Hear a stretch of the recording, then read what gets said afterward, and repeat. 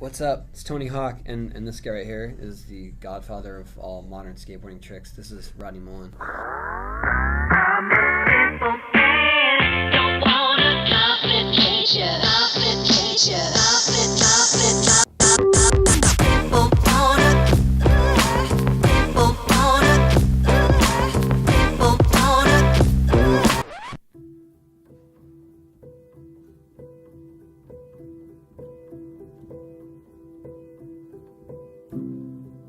It's such a gift to be able to look at something and to love it for the sake of it. And nurturing and maintaining that is one of the hardest tests of any pro, much less for anyone to find, right? What is the Beethoven who never found his piano or harpsichord right? And so for me, I had an intuitive yearning that skating was for me. And when I found these movements and the little subtle things that no one was pointing me and telling me what to do, because I have such a visceral push against being told what to do. Especially for this, you know? For the joy of what I'm doing, you're gonna tell me what to do. I struggle with that. There's days you wanna go out, it hurts, or you're sore, or you just suck. You're not making progress. You're ramming into and you feel defeated. Like sometimes after filming tricks, it would be everything I could not from wanting to turn my car off into the, you know what I mean? Like you take it that personal. But that's the nature of love, you know? It's got hate in there, you know? It's got pain in there. And it draws you to it. That's the magnetism. That's what, I guess I have that. I've nurtured it in my life. I see people with talent, with all those things, but the one thing they don't have is that just love for doing it for the sake of it. And the sense of obligation to do something with what you're given, you know? There's something to that. It's important.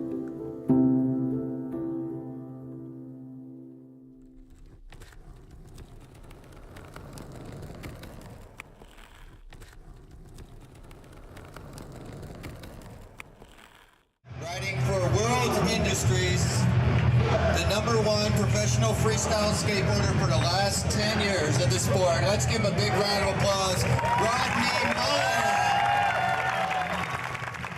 I think getting what you want quenches the fire that got you there often, unless it's something replaced by something more permanent, which becomes more intangible. I think the successes of winning, right? You want to be the best in the neighborhood and then win the local contest and then whatever. It just keeps going up. And then by the time you get there, you can have a stadium screaming your name. It's actually happened a couple of times to me. And there is a visceral exhilaration to it. There is. I've experienced that. I know what that's like. You land a trick and it just lights up. It's crazy. But at the same time, it's hollow. It's hollow. That's not the thing that can drive you, at least not for long. It's being able to say, oh, I had that. I had a model, or I had people autograph, oh, whatever, all of these honors. Eventually, that stuff fades to just static, and you're left with you and your board. And if you decide that that's what you love, that's what you're doing, then your days are numbered. And so the trick is to always peel back of, why am I doing this in the first place? Oh yeah, I'm still that kid on the farm, you know? And I cling to that. Even the things that hurt, like the things that I grew up with, the things that still, like, I got issues, you know? But I nurture them. That's what gets me out every night. It is easy to say, and I think it's smothering to say, and often there's a culture of saying that if it cannot be proven, it must not be possible. Best dudes around the world can be striving after one particular trick. Finally, one guy does it, and then the rest just come like lemming. Rarely is it a question of talent or technique at those levels. It's just one of belief and the concomitant will to kind of do something that either no one's done before, or even more, I think, to crack open the barriers that people considered impossible or undoable. And that kind of belief, I think, is rarer than talent. Talent it's around. And to have them both at those levels, there's only a few people that really have that, I think. In the history, they're the ones that have really changed things. Speaking of going out and skating, I know you skate till like, what, 3, 4 a.m.? Yeah, so I get home usually between 3 and 3:30. Yeah. Alone? Yeah. And you've been skating alone for years like that, right? In the middle of the night. I mean, there are people that are like, there's Rodney sightings. I saw Rodney skating this gas station at 2:30 a.m. As if it's some rare thing. Or like, you saw Rodney in his element. There it is. There's lots of things that cannot be proven, though they are correct. And I think that this idea, too, with skating, that because we see things so often in front of us the way that it should be done, and it imposes a kind of barrier through what people know and see, a familiarity. But maybe you can change something within you that can be just outside a new set of axioms, some new skill set that will take you further. And I think that that's the history of development, certainly within skating.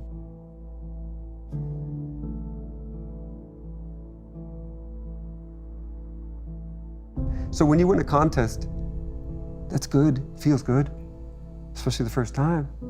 After that, you are protecting. There's sort of only second place.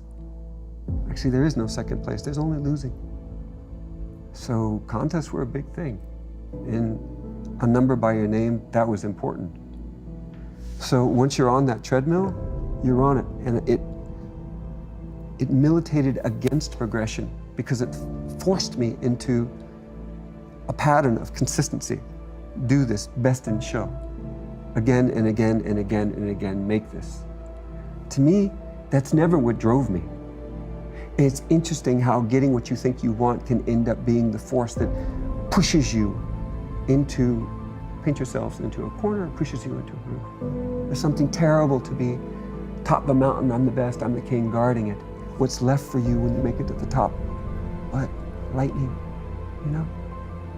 So I'm privileged that I started some tricks, and then other people have taken it more, and that's turned into a vocabulary for others to express themselves.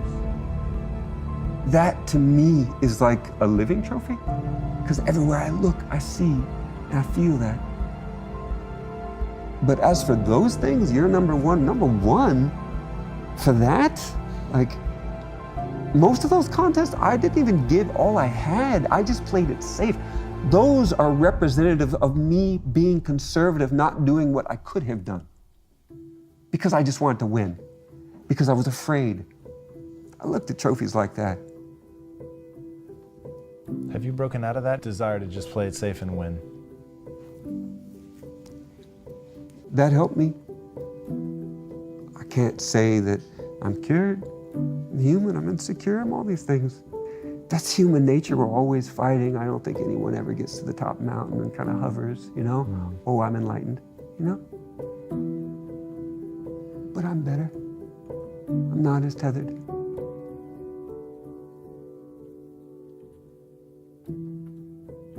It becomes what you are in the moment. What kind of man are you?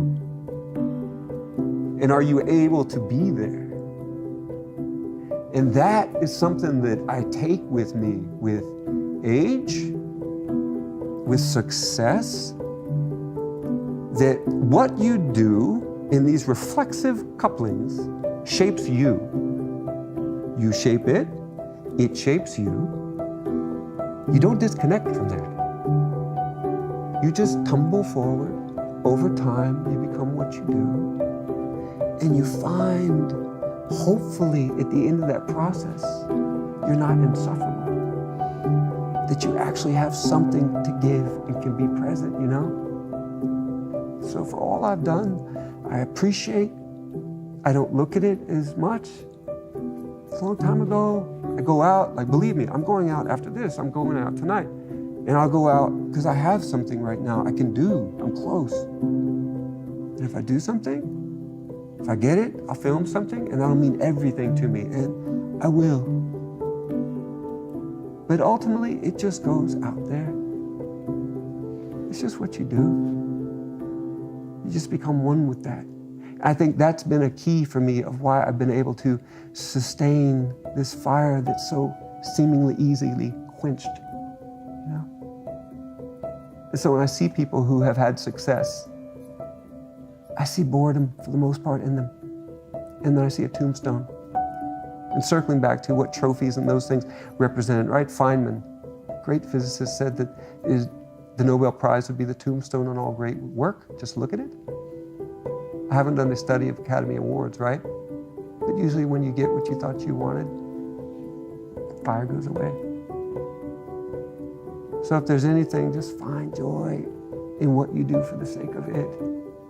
And then recognize how you're being shaped in the process, and hopefully you become a better man through it.